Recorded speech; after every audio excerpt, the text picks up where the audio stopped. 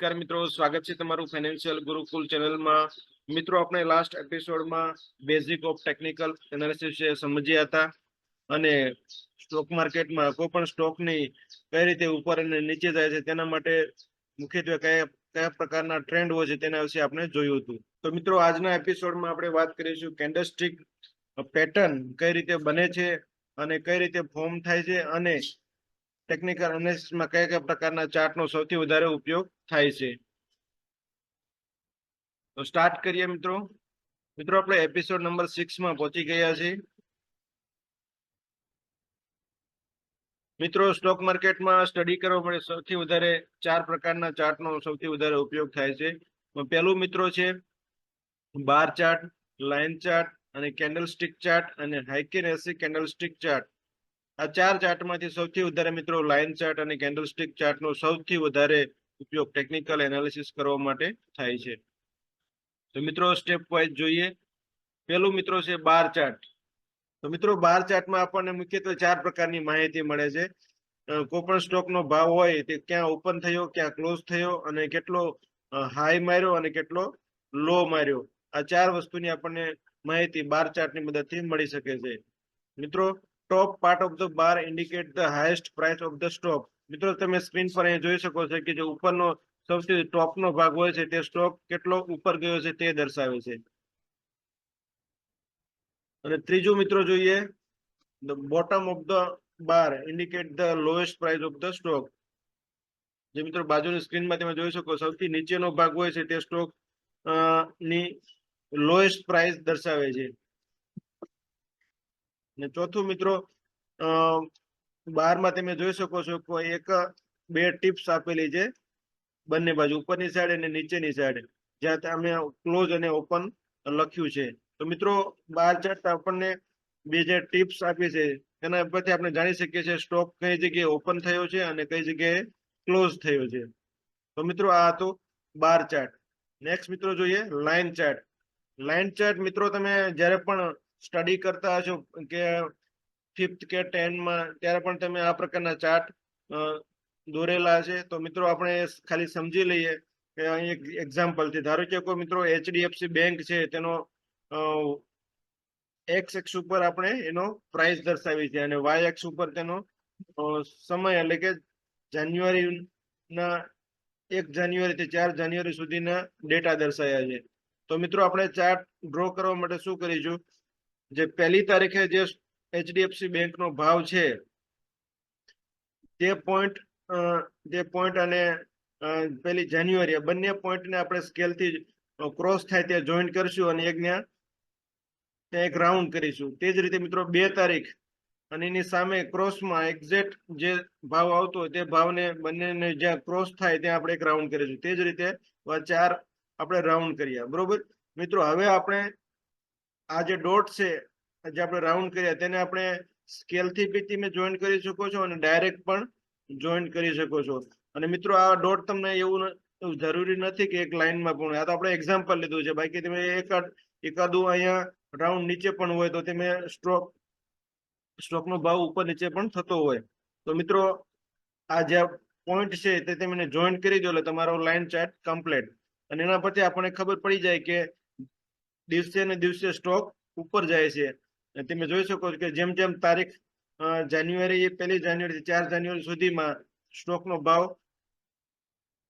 1500 રૂપિયા થઈ ગયો। તો મિત્રો, આપણે ડેટ અને કશું આપેલું ન હોય, ખાલી આ લાઈન દોરેલી હોય તો તેના પરથી આપણે જાણી શકીએ કે સ્ટોકનો ભાવ અત્યારે ઉપરની બાજુ જાય છે। તો મિત્રો, આ લાઈન ચાર્ટ સમજવો બહુ જ સરળ છે।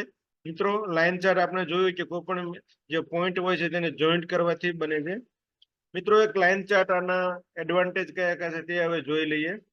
મિત્રો, એક લાઈન ચાર્ટ દોરવો એકદમ સિમ્પલ છે। તેમાં કોઈ પણ પ્રકારનો નોઈઝ હોતો નથી અને ટ્રેડર છે તે પોતાનો જનરલ ટ્રેન્ડ કયો છે તે સરળતાથી આઈડેન્ટિફાઈ કરી શકે છે। તો હવે મિત્રો જોઈએ આપણે disadvantage of the line chart. મિત્રો, લાઇન ચાર્ટ આપણને ખાલી ક્લોઝિંગ બેઝ ઉપર જ ડેટા આપણને પ્રોવાઈડ કરે છે। તેમાં હાઈ, લો અને ઓપન પ્રાઇસ આપણને ડેટા જોવા મળતા નથી। તો આ મિત્રો તેનો એક ડિસએડવાન્ટેજ છે। મિત્રો, એડવાન્ટેજ અને ડિસએડવાન્ટેજ જોયા પછી તો તમને થતું હશે કે પ્રશ્ન થતો હશે કે તો મિત્રો આ ચાર્ટ શા માટે વધારે ઉપયોગ થાય છે? મિત્રો આ ચાર્ટનો સૌથી વધારે ઉપયોગ સપોર્ટ અને રેઝિસ્ટન્સ લેવલ ડ્રો કરવા માટે થાય છે, કે જેના મદદથી સ્ટોક કઈ દિશામાં ઉપર અથવા નીચે છે તે જાણી શકાય અને કઈ જગ્યાએથી સ્ટોક પાછો બાઉન્સ થશે, એટલે મીન્સ કઈ જગ્યાએથી સ્ટોક પાછો રિવર્સ થઈ જશે, તે બધું આપણે સપોર્ટ અને રેઝિસ્ટન્સની આધારે જાણી શકીએ છીએ. અને સપોર્ટ અને રેઝિસ્ટન્સ મિત્રો આપણે આગળ ડિટેલમાં જોવાના છીએ. નેક્સ્ટ મિત્રો candlestick chart. Basic of candlestick મિત્રો ચાર્ટનો એનાલિસિસ 17મી સદીમાં ચોખાના ટ્રેડિંગમાં ઉપયોગ થયો હતો, અને આ ચોખાનું ટ્રેડિંગ હોમા નામના વ્યક્તિએ તેની શરૂઆત કરી હતી, અને સમય સાથે તેમાં ઘણા બધા ફેરફાર પણ થયા. જો મિત્રો તમે આ કેન્ડલસ્ટિક પેટર્ન બરાબર માત્ર શીખી લેશો તો તમે સ્ટોક માર્કેટની ટ્રેડિંગની અને ઇન્વેસ્ટમેન્ટની અડધી બાજી જીતી લીધી છે તેમ કહેવાય. તો મિત્રો જોઈએ આપણે કેન્ડલસ્ટિક દેખાવમાં કેવી હોય છે અને તેમાં કયા કયા પ્રકારના આપણને ડેટા જોવા મળે છે. મિત્રો તમે જોઈ શકો છો કે એક ગ્રીન કલરની બોડી છે અને આ બાજુ તમે રેડ કલરની બોડી છે, અને બંને બાજુ તેને વીક હોય છે, એટલે મીન્સ નો અપર શેડો અને લોઅર શેડો આવેલા હોય છે. અને જે અપર શેડો હોય છે ત્યાં તેને હાઈ દર્શાવવામાં આવે છે, અને લોઅર શેડો છે ત્યાં લોએસ્ટ પ્રાઇસ દર્શાવવામાં આવે છે. અને જે ગ્રીન હોય છે તેમાં સૌથી ઉપરનો ભાગ હોય છે તે ક્લોઝિંગ ભાગ હોય છે, અને સૌથી નીચેનો ભાગ ઓપન પ્રાઇસ કહેવાય છે. તે જ રીતે મિત્રો રેડ કલરની કેન્ડલ છે તેમાં ઓપન ભાવ સૌથી ઉપર હોય છે, અને પછી તેનાથી નીચે આવે છે અને ક્લોઝિંગ ભાવ દર્શાવવામાં આવે છે, અને સૌથી નીચેનો લો અને સૌથી ઉપર હાઈ. તો ધારો કે મિત્રો તમને પ્રશ્ન થતો હશે કે ગ્રીન કેન્ડલ કઈ રીતે બને. ધારો કે મિત્રો કોઈ પણ સ્ટોક જ્યારે ઓપન થાય અને પછી થોડો નીચે જાય ત્યારે તે નીચે જાય અને એક લો ક્રિએટ કરે છે, અને પછી તે ઓપન પ્રાઇસ હોય તેને ક્રોસ કરી અને પાછો ઉપર જાય છે, અને હાઈએસ્ટ પોઈન્ટ એક લેવલ સુધી જાય છે, અને પછી પાછો માર્કેટ બંધ થતા પહેલા થોડો નીચે આવે છે અને ક્લોઝ થઈ જાય છે, તો મિત્રો ગ્રીન કેન્ડલ ફોર્મ થાય છે. તે જ રીતે મિત્રો જ્યારે કોઈ પણ સ્ટોકનો ભાવ ઓપન થયા પછી થોડો ઉપર જાય અને તરત જ નીચે જવા લાગે અને આખો દિવસ નીચે જાય અને એક લો બનાવે છે, લો પણ બનાવ્યા પછી થોડો પાછો ઉપર આવે છે અને અહીંયા ક્લોઝ થઈ જાય છે, તો મિત્રો તે રેડ કેન્ડલ બની છે એમ કહેવાય. અને વચ્ચેની બોડી છે મિત્રો તેને રિયલ બોડી કહેવાય. તો મિત્રો હવે જોઈએ ટુ ટાઈપ્સ ઓફ કેન્ડલસ્ટિક કઈ કઈ છે તે જોઈએ આપણે.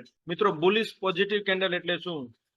મિત્રો તમે સ્ક્રીન ઉપર જોઈ શકો છો કે એક 15 મિનિટની કેન્ડલ છે, તેમાં તમે 4 પ્રાઇસ દર્શાવવામાં આવી છે. એક સૌથી price lowest price 95, opening price 105 અને ક્લોઝિંગ પ્રાઇસ 120 રૂપિયા, અને હાઈએસ્ટ પ્રાઇસ 125. ધારો કે મિત્રો કોઈ પણ સ્ટોક અહીંયા ઓપન થયો અને પછી નીચે જાય છે, એટલે કે એક 95 રૂપિયા સુધી જાય છે અને એક લો ક્રિએટ કરે છે, પણ ત્યાં મિત્રો સ્ટોક ટકી શકતો નથી, કારણ કે ત્યાં બાઇંગ પ્રેશર વધારે હોય છે, એટલે સ્ટોકની પાછળ તે ઉપર જવા લાગે છે અને તે 125 રૂપિયા સુધી જાય છે, પરંતુ દિવસ બંધ થતા તે ભાવ થોડો નીચે આવે છે અને 120 રૂપિયા સુધી બંધ થઈ જાય છે, તો ગ્રીન કેન્ડલ બને. મિત્રો નેક્સ્ટ જોઈએ બિયરિશ નેગેટિવ કેન્ડલ.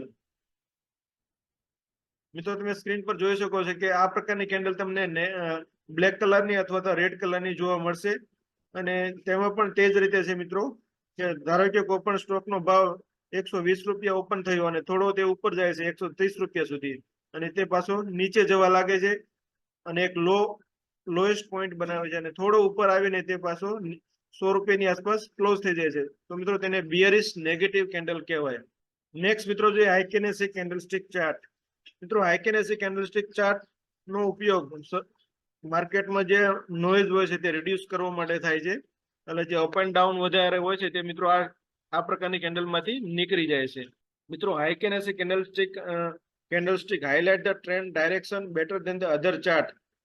આ પ્રકારની મિત્રો કેન્ડલ છે તે બીજા ચાર્ટ કરતા ટ્રેન્ડની ડાયરેક્શન સારી બતાવે છે. નેક્સ્ટ મિત્રો હાઇકેનેસિક કેન્ડલસ્ટિક ચાર્ટ લો, ઓપન પ્રાઇસ, હાઈ અને ક્લોઝ 4 પ્રકારના પ્રાઇસના ડેટા આપણને પ્રોવાઈડ કરે છે. મિત્રો હાઇકેનેસિક કેન્ડલસ્ટિક ચાર્ટની મદદથી આપણે ટ્રેન્ડની ડાયરેક્શન આપણે સરળતાથી નક્કી કરી શકીએ છીએ. તો મિત્રો એના થોડાક એક્ઝામ્પલ જોઈએ. તો મિત્રો સ્ક્રીન પર તમે જોઈ શકો છો કે જ્યારે સ્ટોક એક ડાઉન ટ્રેન્ડમાં હતો ત્યાંથી તમે અહીંથી સ્ટોક તમે જોઈ શકો છો અપર શેડો છે પણ લોઅર શેડો બિલકુલ નથી. એની પહેલાની કેન્ડલમાં તમને લોઅર શેડો જોવા મળશે, પણ ધીરે ધીરે મિત્રો સ્ટોક જેમ ઉપર જાય છે તેમ એક પણ કેન્ડલમાં તમને લોઅર શેડો જોવા મળશે નહીં. જ્યારે મિત્રો તેનો ટ્રેન્ડ ખતમ થઈ જશે એટલે સ્ટોક ત્યાંથી નીચે આવવાનું સ્ટાર્ટ કરશે એ પહેલા ત્યાં લોઅર શેડો આવવાનું ચાલુ થઈ જાય છે. મિત્રો તમે જોઈ શકો કે લોઅર શેડો પહેલી વાર આવ્યો અને પછી મિત્રો સ્ટોક થોડો સાઈડવે ગયો અને પાછો નીચે પડી ગયો. નીચે પડતા પહેલા પણ મિત્રો એક સિગ્નલ આપે છે. તમે સ્ક્રીન પર જોઈ શકો છો કે કેન્ડલ રેડ કેન્ડલ છે તેની અપર શેડો હોય છે, પણ ધીરે ધીરે નેક્સ્ટ કેન્ડલમાં મિત્રો તમે અપર શેડો જોવા મળતો નથી. એટલે ત્યાંથી તમે સેલની એન્ટ્રી લઈ શકો છો અને મિત્રો તમે જોઈ શકો છો ત્યાંથી સ્ટોક ડાઉન ટ્રેન્ડ ચાલુ થઈ જાય છે. નેક્સ્ટ મિત્રો એક્ઝામ્પલ જોઈએ ટાટા મોટરનું. અહીંયા પણ મિત્રો તમે જોઈ શકો છો કે સ્ટોકમાં એક ડાઉન ટ્રેન્ડમાં હતો ને તે ધીરે ધીરે ઉપર ચાલવા લાગે છે અને લોઅર શેડો તેમાં જોવા મળતો નથી. અને અહીંયા મિત્રો તમે જોઈ શકો એક લોઅર શેડો થોડો આવે છે અને પછી 4 થી 5 કેન્ડલ સુધી એમાં લોઅર શેડો બિલકુલ જોવા મળતો નથી અને ઉપર તમે જોશો કે અહીંયા લોઅર શેડો આવી જાય છે. એટલે સ્ટોક ત્યાંથી ઉપર કે નીચે ક્યાંય જતો નથી. તો મિત્રો આ રીતે ટ્રેન્ડની ડાયરેક્શન બીજા ચાર્ટ કરતા સરળતાથી જાણી શકાય છે. તો મિત્રો આજના વિડીયોમાં આપણે જોયું કે કેન્ડલ સ્ટિકનું પેટર્ન કઈ રીતે ફોર્મ થાય છે અને કેન્ડલની બેઝિક શું છે તેના વિશે આજે આપણે જોયું અને કયા કયા પ્રકારના ચાર્ટ સ્ટોક માર્કેટમાં ટેકનિકલ એનાલિસિસ કરવા માટે ઉપયોગ થાય છે. તો મિત્રો જો આ વિડીયો તમને ગમ્યો હોય તો લાઈક કરો, શેર કરો અને ચેનલને સબસ્ક્રાઇબ કરી લેજો જેથી તમને સમયસર નવા વિડીયો મળતા રહે. જો મિત્રો તમે લાસ્ટ વિડીયો ના જોયો હોય તો ડિસ્ક્રિપ્શનમાં હું તમને એની લિંક આપી દઈશ, તે તમે વિડીયો જોઈ શકો છો. તો મિત્રો મળીએ નેક્સ્ટ વિડીયોમાં. ત્યાં સુધી થેન્ક યુ વેરી મચ.